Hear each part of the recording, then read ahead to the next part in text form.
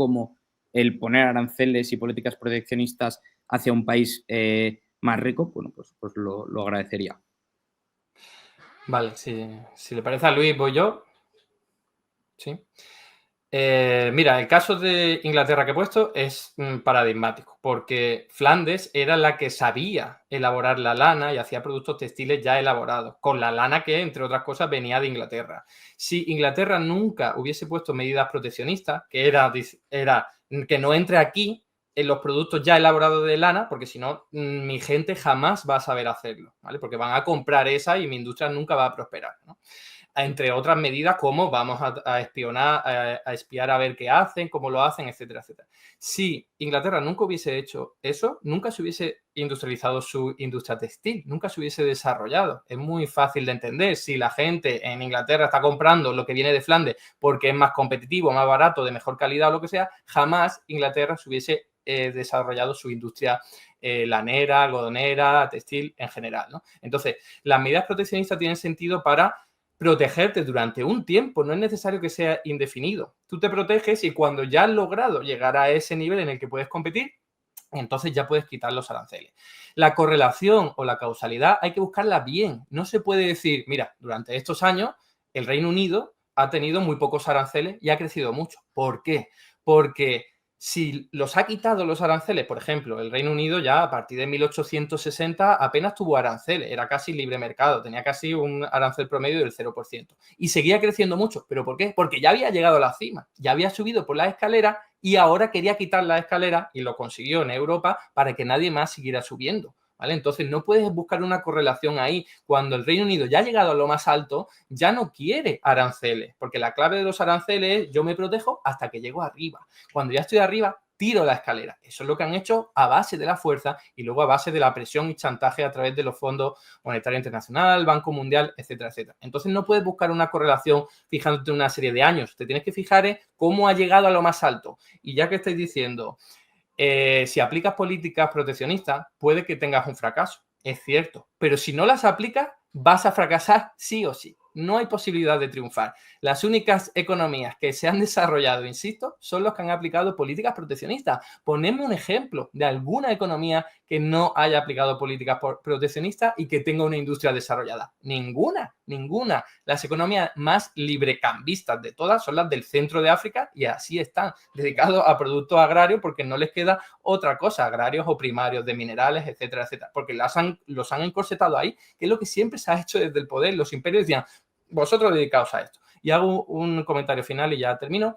La ley de ventajas comparativas de Ricardo no está mal, es correcta, pero te está diciendo, en esta situación inicial en el que tú eres mejor produciendo maquinaria y tú eres mejor produciendo materia prima, que cada uno se dedique a lo que mejor sabe hacer. Cierto, eso es así, no se puede negar. El problema es que el de abajo nunca va a prosperar. Entonces vas a mantener esa situación ad eternum. Si tú quieres que el de abajo prospere, entonces tiene que aplicar políticas proteccionistas para especializarse en sectores de alto componente tecnológico, a mayor valor añadido. Porque si tú perpetúas esa situación, los de abajo van a seguir abajo, que es lo que siempre ha ocurrido con los países en desarrollo, exceptuando aquellos que han aplicado políticas proteccionistas para salir del hoyo.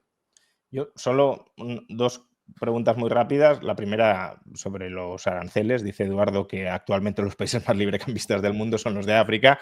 No sé de dónde sacas ese dato. Si vamos al arancel exterior medio por país, base de datos del Banco Mundial, los aranceles más altos están en África. Tienes a Chad con el 16,8%, Camerún 18%, Gabón 16,6%, República del Congo 18,18%, Nigeria 9,34%. Entonces, no sé de dónde sacas que África es librecambista. África hoy en día tiene los aranceles más elevados del mundo. Y no. Bueno, ahora me contestas. Y el otro es a Luis, que antes ha dicho, y también me interesa este dato, que los aranceles para los vehículos importados en China duplicaban el precio de los automóviles en China. Es decir, que era un arancel del 100%. ¿De dónde sale ese dato? Porque yo el dato que encuentro es que desde 2018, que es el momento en el que además se empieza a expandir la industria automovilística china seriamente, el arancel medio sobre los vehículos importados finales es del 18%. Ahora Europa le ha puesto un arancel del 25% a China. No sé si eso llevará a que la industria europea del automóvil reemplace a la China, ya que incluso es más alto que el que puso China.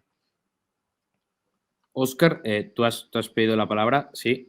Sí, porque me temo que Eduardo no entiende el principio de ventaja comparativa. Lo que él acaba de expresar es más bien el análisis de Adam Smith, conocido como el principio de ventaja absoluta, en el sentido de la idea de que debería especializarse cada uno en aquello que hace mejor. El principio de ventaja comparativa se conoce como principio de costes comparados porque la ventaja es comparada. Y en el modelo de Ricardo, lo que establece es qué ocurre si existe un modelo con dos actores económicos en el que uno de ellos es mejor que el otro en la producción de dos productos. Es decir, en el que hay uno superior en la producción de los dos productos y otro que es peor. Y la conclusión a la que llega el principio de ventaja comparativa es que ambos salen beneficiados. Y eso se produce por la diferencia de costes.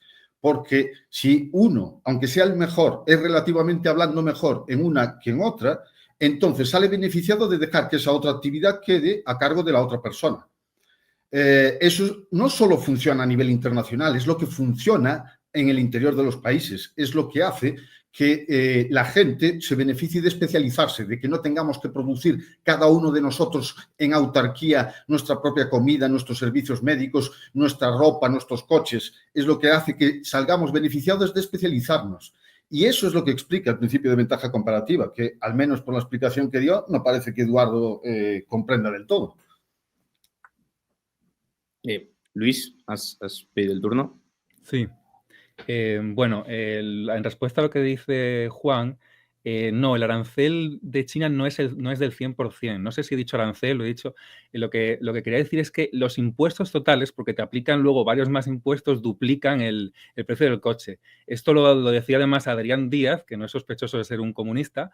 Lo tuviste tú además en tu canal de invitado, que él importó un coche, un Audi, y le costó el doble de lo que costaría aquí en Europa, o no sé muy bien el precio, cuál sería el precio de referencia, pero vamos, que al final entre unos impuestos y otros te costaba el doble. No quería el arancel concretamente. De todas formas, un arancel del 18% es bastante. Respecto a los lobbies, bueno, los lobbies precisamente lo que están defendiendo es que haya más tratados de libre comercio. En Norteamérica el tratado de libre comercio entre los tres países. En Europa que haya fronteras abiertas y que la Unión Europea tenga el mercado común. Eso es lo que está defendiendo todos los lobbies. O sea, hay algunos muy concretos del acero que sí, que bueno, que existen, no te digo que no, pero la inmensa mayoría, ¿no? Incluso Milei, ¿quién está apoyando a Milei en Argentina? Pues muchísimos think tanks extranjeros y nacionales, ¿no? Como Atlas, como la Fundación Naumann, todas esas fundaciones están apoyando a liberales para que defiendan el libre comercio y reciben dinero de estados, por cierto. La Naumann es una organización del Estado alemán, ¿no? ¿Para qué? Para promover el liberalismo. ¿Para qué? Porque a las industrias multinacionales no les interesa que haya aranceles y que haya trabas. ¿Por qué? Porque yo necesito fabricar en China y vender en Europa. Entonces no quiero que me pongan trabas en medio. Entonces la más poderosa es lo que quiere es que haya libre comercio al máximo posible. Entonces, los mayores lobbies van por ahí y representa una minoría de ellos. También existe el lobby de lo contrario porque en Estados Unidos hay lobbies para todo, ¿no? Y luego respecto a los países, ¿cuánto tiempo me queda? Respuestas abiertas, ahora no vamos con... Vale, respecto a los países, hemos hablado de África. Correcto, Rayo tiene razón al decir que África tiene de los aranceles más altos, no sé si los más altos del mundo. Pero ¿qué es lo que pasa? Que en conjunto en África se pagan muy pocos impuestos. ¿Por qué África tiene los aranceles tan altos? Porque sus estados fallidos no son capaces de recaudar dentro de sus mercados y entonces tienen que poner aranceles en la frontera porque es que si no, no hay forma de recaudar algo. Entonces, por eso digo yo que los países del tercer mundo son los verdaderos países liberales. Son los que tienen gastos públicos muy bajos, como Guatemala, que tiene un 14%, mientras que Suiza tiene un 33, un 34, por ahí anda. Es decir, Guatemala tiene la mitad del gasto público que Suiza. Venezuela tiene la mitad del gasto público que Suiza. Lo que pasa es que, bueno, Venezuela tiene otras cosas. Pero la República Centroafricana también tiene la mitad del gasto público que Suiza, más o menos. Entonces, sí, en el conjunto, es verdad que los aranceles son altos, pero en el conjunto la gente no paga impuestos porque hay una informalidad laboral del 50, del 70, del 80%, en el caso de Venezuela del 80%. Total, que al final aquí nadie paga impuestos, entonces voy a poner un arancel en la frontera porque es que es lo único que puedo recaudar. Total, que esos son los verdaderos países liberales, los que no tienen impuestos o tienen muy pocos impuestos, la gente no los paga porque los impuestos están sobre el papel, casi que son son voluntarios, más que allí sí no son impuestos, allí son voluntarios, porque es que los paga quien quiere literalmente, ¿no? Entonces, esos son los que verdaderamente tienen más libertad, ¿no? Y sin embargo, pues están muy penalizados en ese índice de libertad económica que obviamente está amañado para que ganen los países ricos, ¿no? Incluso aun con todo, si lo miramos detenidamente, el índice de libertad económica tiene las puntuaciones que tienen en impuestos los países hispanoamericanos, todas son iguales o mejores que la de Suiza. Por tanto, no me pongáis a Suiza como ejemplo de liberalismo. Ponedme a Guatemala, ponedme a la República Centroafricana, si queréis no Venezuela, pero incluso había un venezolano que fue entrevistado por Wall Street Wolverine que decía: yo en Venezuela puedo hacer dinero mucho más fácilmente que en España y por extensión que en Europa. ¿Por qué? Porque en Venezuela en la calle puedes vender lo que te dé la gana. No va a venir ningún inspector de sanidad. Nadie te va a pedir una licencia de nada. Hay libre comercio absoluto en las calles de los países del tercer mundo. O sea, ese yo creo que es el Estado liberal que verdaderamente deberíais defender, yo creo, porque es que ahí es donde el Estado ni está ni se le espera, ¿no? Luego hay un periodista... ¿Me queda tiempo?